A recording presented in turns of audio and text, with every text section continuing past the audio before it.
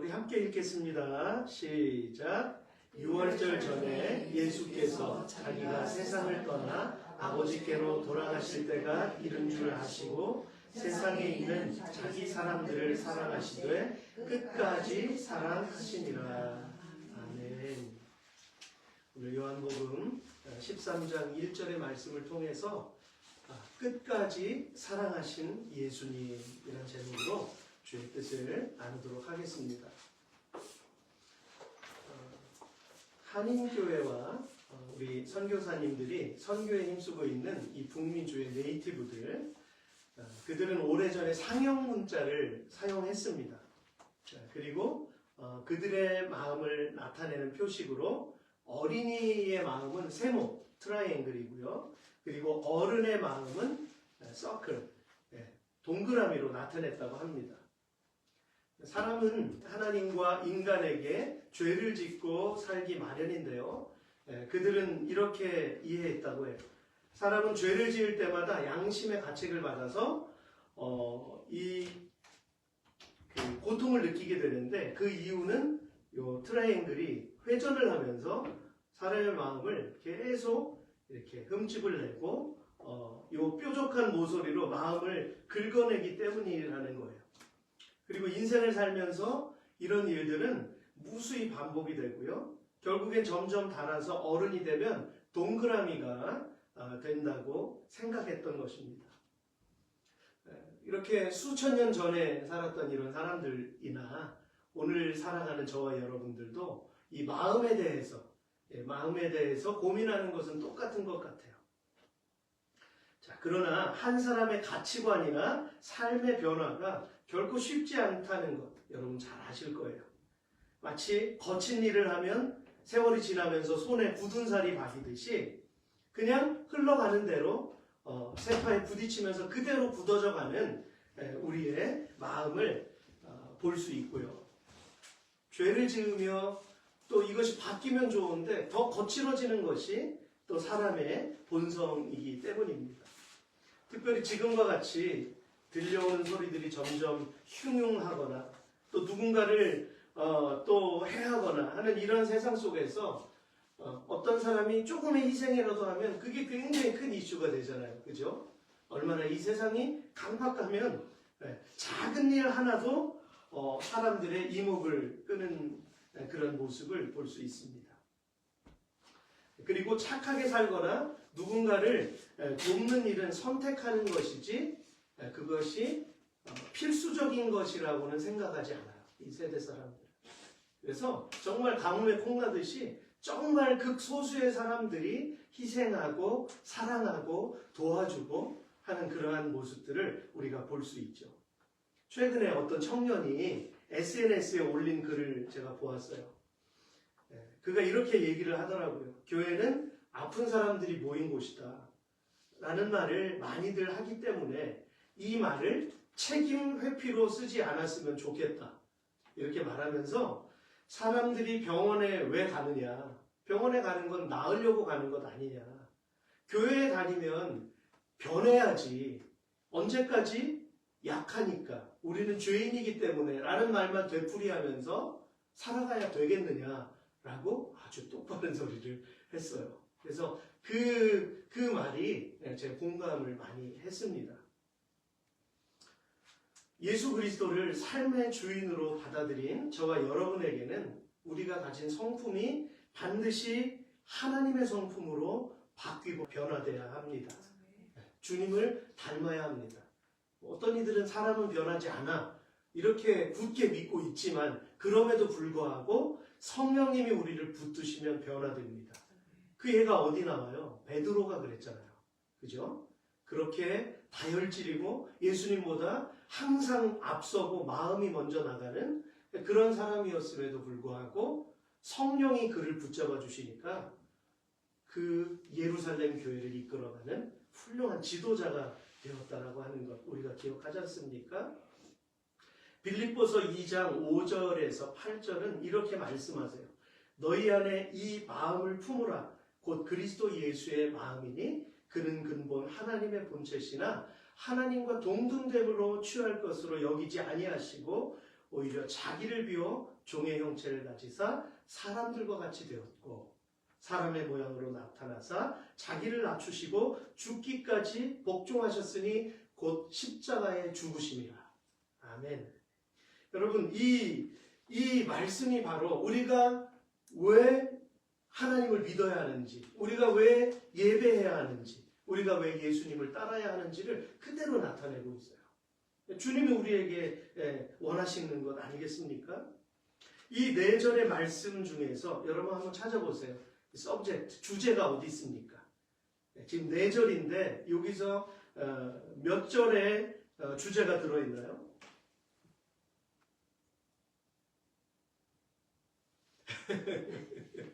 5절입니다.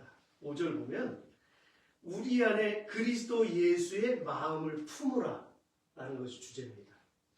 그리고 나머지 6절부터 8절의 말씀은 우리가 왜 그렇게 해야 하는지 그 중요성을 설명하는 거예요. 마치 로마인들이 부리는 노예처럼 하나님의 지위를 버리시고 낮아지신 주님, 그 주님이 십자가에서 죽으실 수밖에 없었던 그 마음을 품으라는 겁니다. 그러면 왜 그 마음을 품어야 할까요? 찬송 중에 We shall be like him 이라는 찬송이 있어요. 우리가 아는 찬송, 주님의 마음을 본받는 자. 저는 이 찬송이 가끔씩 이제 생각이 나는데, 왜냐하면 예수님을 우리가 왜 닮아야 하는지를 그대로 해석해서 작곡을 해 놓았기 때문이에요. 주님의 마음을 본받는 자, 그 마음에 평강이 찾아오면 험악한 세상을 이길 힘이 하늘로부터 임함이로다. 주님의 마음 본받아 살면서 그 거룩하심 나도 이루리. 아멘입니다. 찬송이지만 아멘입니다. 느끼셨죠? 주 예수님의 마음을 본받으려고 애쓰는 사람에게는 이 험악한 세상을 이길 힘이 하늘로부터 임한다는 거예요. 성령 하나님이 우리를 휘감아 주시고 우리를 변화시켜 주신다는 것입니다. 왜 그것을 믿지 않으려고 할까요? 왜 그걸 믿지 않고 살아갈까요? 교회를 그렇게 오랜 세월을 다니면서도 왜 이걸 묵상하지 않을까요? 하늘로부터 임하는 것이 당연하지만 더욱더 중요한 이유는요, 그 모습이 바로 거룩한 하나님의 성품이기 때문입니다. 할렐루야. 우리가 세상으로부터 인정받기 위해서가 아니에요. 예수 믿는 사람이 그러면 돼, 뭐 이렇게 얘기하잖아요. 사람들에게 잘 보이려고 그러는 것 아닙니다. 그건 어떤 결과의 한 부분이지, 우리가 이렇게 애쓰는 것은 하나님이 원하시고 하나님의 형상으로 지음을 받았기 때문에 그걸 리커버해야 되는 거예요. 다시 회복해야 되는 거죠. 하나님은 세상이 인정하든 하지 않든 모든 피조물로부터 영광을 받으세요. 우리가 찬송하지 않아도 예수님 뭐라고 말씀하셨어요? 저 돌들을 들어서 내가 찬송하게 하리라 말씀하셨어요. 우리가 찬송하지 않아도 저 바깥에 있는 까마귀나 날아다니는 갈매기가 찬양합니다. 이 바깥에 있는 그 흩날리는 그 아름다운 초목들을 보세요. 지금 찬양하고 있잖아요. 사람만 찬양하지 않아요. 자기가 제일 잘난 줄 알고 자기 힘으로 세상을 이렇게 멋있게 만들 줄 알고. 근데 지금 세상이 어떻게 되고 있습니까? 돌이킬 수 없는 그런 상태로 지금 계속 치달아가고 있다라고 하는 것입니다. 하나님은 영화로우신 분이세요. 우리가 예수님의 성품을 본받게 되면 그 모습이 바로 하나님의 자녀임을, 그리고 하나님의 영광을 드러내는 모습이 되기 때문입니다. 똑같은 말씀을 들어도 그 말씀을 흡수하듯이 그대로 받아들이고 성장하는 사람이 있는가 하면, 또 반면에 마음의 문이 굳게 닫혀서 오히려 하나님의 뜻을 등지는 사람들도 있어요. 같은 말씀을 듣고도. 하나님의 나라를 잘못 이해하기 때문입니다.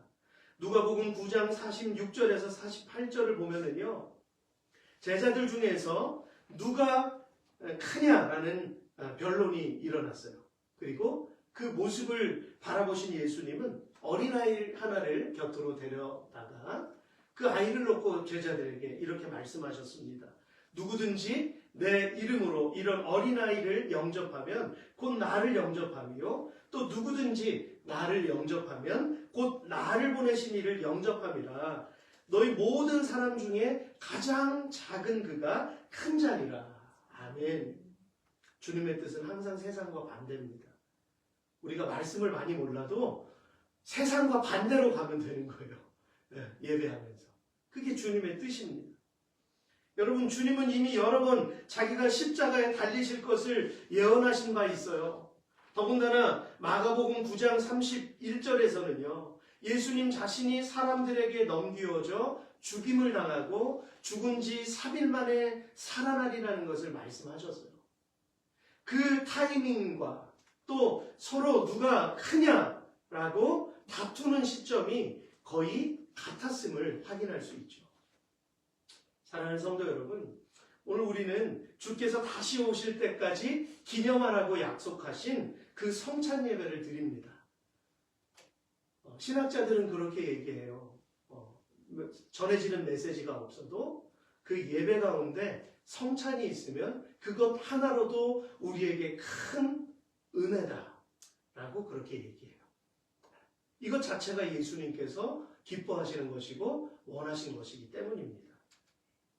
특별히 본문 1절의 말씀은 나머지 모든 구절들의 요약이기도 하죠.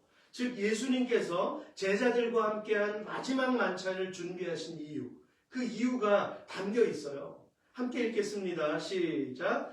6월절 전에 예수께서 세상을 떠나 아버지께로 돌아가실 때가 이른 줄 아시고 세상에 있는 자기 사람들을 사랑하시되 끝까지 사랑하시니라. 아멘. 그리고 주님께서 제자들을 사랑하시는 방법은 뭐였죠? 기억나시나요? 그들의 발을 씻기시는 것이었습니다.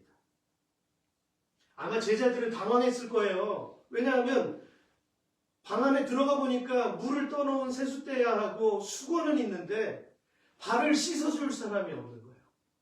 그럼 순간적으로 뭘 생각했겠습니까?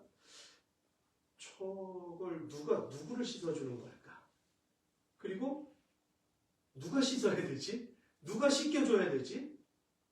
그게 만약에 예수님을 씻어주는 거라면 우리 중에서 누가 그 발을 씻지? 많은 생각들이 있었을 거예요. 근데 누가 누구를 씻는 겁니까 지금? 예수님께서 제자들을 위해서 준비하신 거예요. 왜 제가 이 말씀을 드리냐면 그 당시에는 종들이, 서벤트들이 손님이 오면 그 손님을 주인을 대신해서 발을 씻어주는 문화였거든요. 그런데 여기는 지금 하인이 없어요. 종이 없어요. 네. 그러니까 이 속에서 많은 생각들이 있는 거죠. 근데 예수님이 수건을 허리에 두르시고 제자들 앞에 숙이십니다. 우리가 예수님의 발을 씻겨드려야 하겠지. 그렇다면 우리 중에 누가 해야 될까? 이 천한 일을, 이 더러운 일을. 이거 종들이 하는 일인데 누가 이걸 할까? 얼마 전까지만 해도 자존심 싸움을 했던 그런 제자들이에요.